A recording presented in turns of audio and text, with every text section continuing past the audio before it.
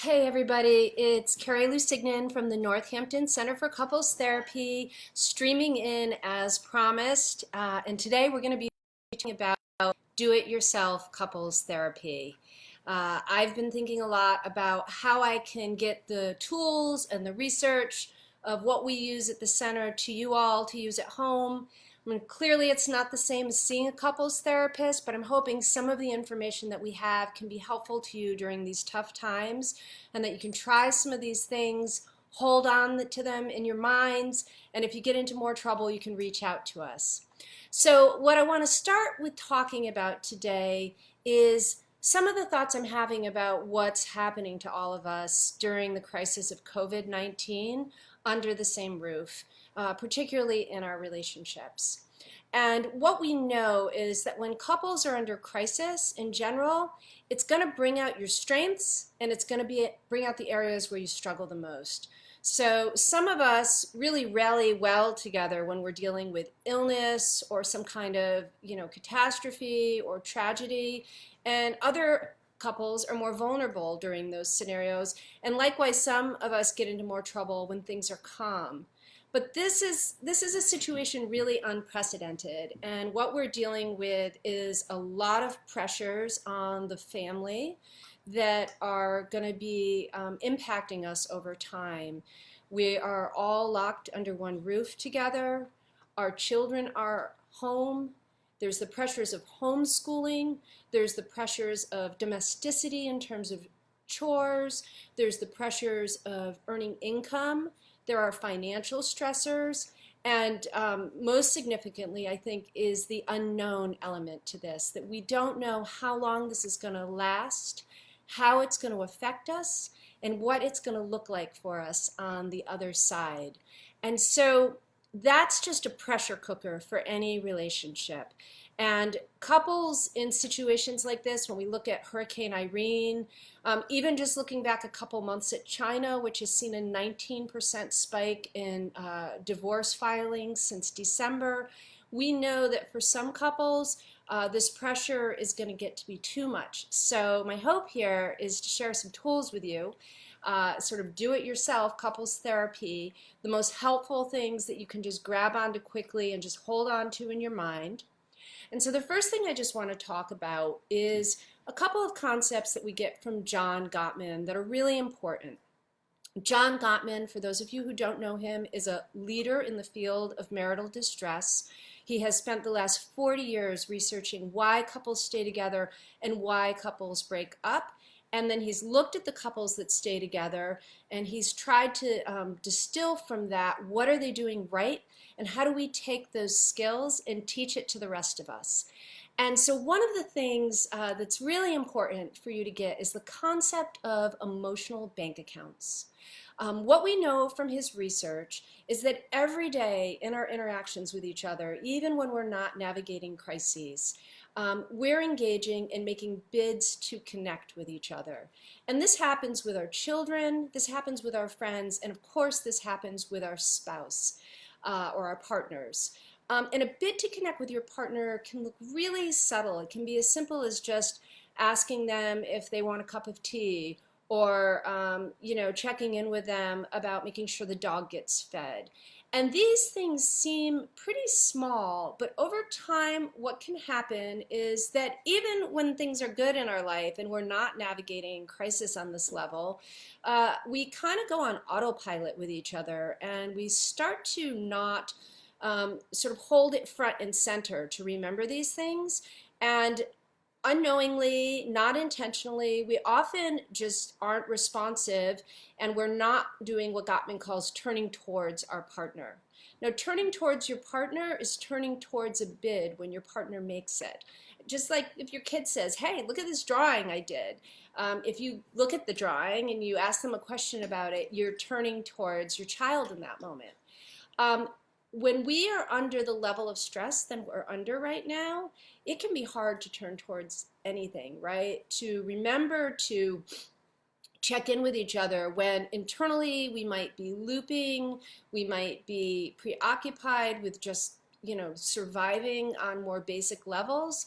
And so as a result of it, we start to accrue what Gottman calls negative sentiment override. It's basically like your bank account of good sentiment for each other starts to become slowly depleted. And so rather than sort of assuming that the other person has you in mind and giving them the benefit of the doubt, we start to go to a narrative where we think that our partner is selfish, we think that they're insensitive, we feel lonely, we feel forgotten, and increasingly sort of distance starts to occur between two people in a relationship. So the first thing to know about this is that it's normal. It happens to all couples. It happens to couples who are strong and solid. But if you're a couple who had some vulnerabilities before going into this, of course, there's the potential for the cracks to widen a bit.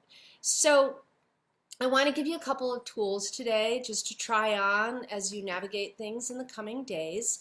The first thing I want to talk to you about is the idea of not just becoming aware of when you're in a situation that's provocative and a button is pushed in an interaction with your partner, but I want you to ask yourself, am I a person who, when I'm in a situation where there's potential conflict or discord with my partner, am I a person who's prone to not saying anything?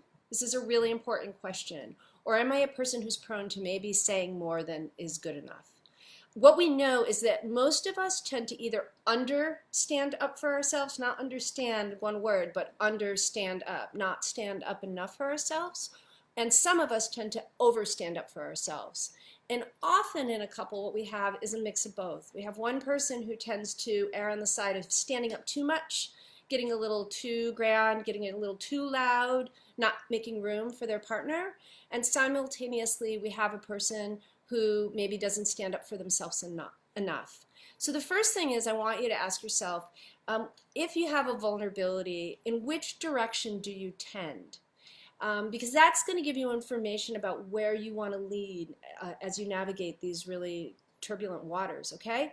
So if you're a person who tends to not speak up and not stand up for yourself, here's what's really tricky about that. The first thing is it breeds resentment. And resentment can come out non-verbally. It comes out in our body language. It comes out in our voice tone. It comes out in how we might withhold from our partners. Sort of what is unspoken and unsaid ends up becoming as much of a problem as if we said something.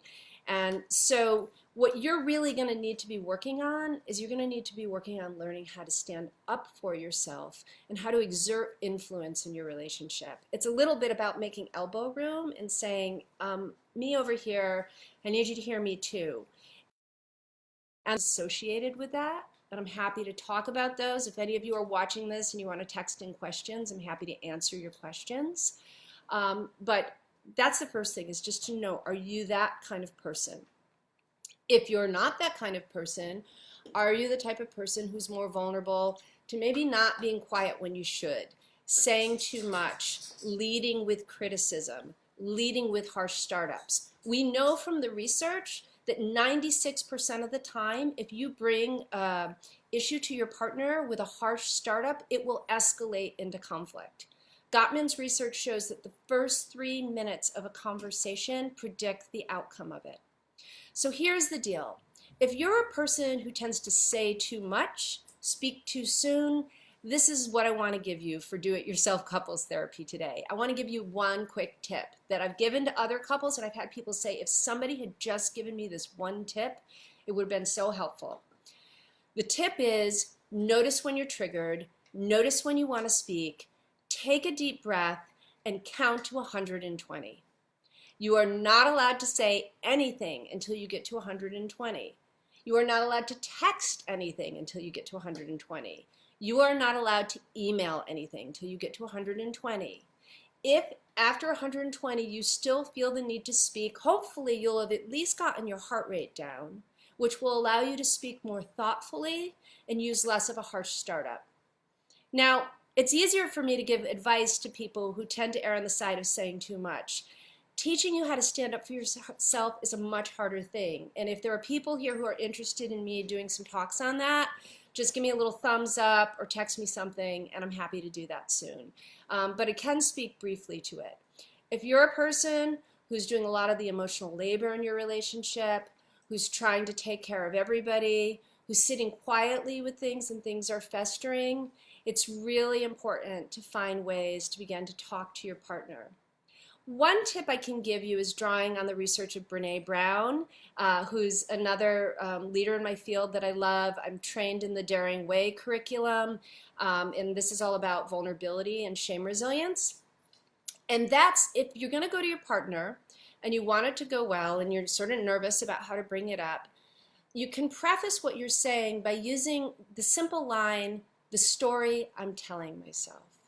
So say you're home, you're homeschooling your kids, you're doing all the house cleaning, you're working from home, you're completely overwhelmed. You don't feel as though there's mutuality in your relationship. You don't feel as though it's a two-person system. And take it from me, you need a two-person system right now. If that's your situation, you probably have some things, tapes like looping in your head. And so what you're going to want to do is you're going to go to your partner. You're going to want to choose a time when you're both rested, which is going to be hard right now, but pick as good of a time as you can. You might even say in advance, hey, can we pick a time to sit down and just check in about how things are going? And then when you sit down with them, you're going to say something like, it's been a really tough week. I realize we're both navigating a lot of stressors, and the story I'm telling myself is, and then whatever that story is, it's so different to say the story I'm telling myself is that you don't care, or the story I'm telling myself is that I'm in this all alone, than it is to say, I don't think you care, and I'm in this all alone. So that's one piece of advice. The other thing I would say, and I'm going to say this every time I'm doing this, I really want to get the word out there, is that insurance companies right now are covering couples therapy in the form of telehealth. So don't wait until things get so bad that you're in that demographic that we're seeing in China now, which is 19% of couples, more than what they have, are filing for divorce just 3 months into COVID-19. Don't wait. John Gottman's research shows that couples on average wait 6.5 years from the onset of a problem to seeking treatment. And that's really tragic. I mean, if you think about whether or not, like if you found a lump in yourself, you would not wait until it metastasized into a grapefruit to go see a doctor or an oncologist. You would move on that quickly. If you nip this in the bud and you get some support right now, whether it's in the form of couples therapy online, reading books, checking into resources, reading my blog, whatever it is, it's going to make a huge difference, because I know it's cliche to say, but an ounce of prevention is worth, what, a pound of cure, or whatever it is. So those are some thoughts for today. Again, I'm doing these talks on a regular basis, though the time is a little bit random right now. I'll try to get it more scheduled. I'm calling this series In It Together, and the theme for at least this week, if not a couple of weeks to come, is do-it-yourself couples therapy at home. Bringing the research and the skills that will give our couples at our center. We've been doing it for 10 years. We've seen over 1,000 couples, bringing it to you in your home to help you and support your family through this time. Okay? Take good care of your hearts.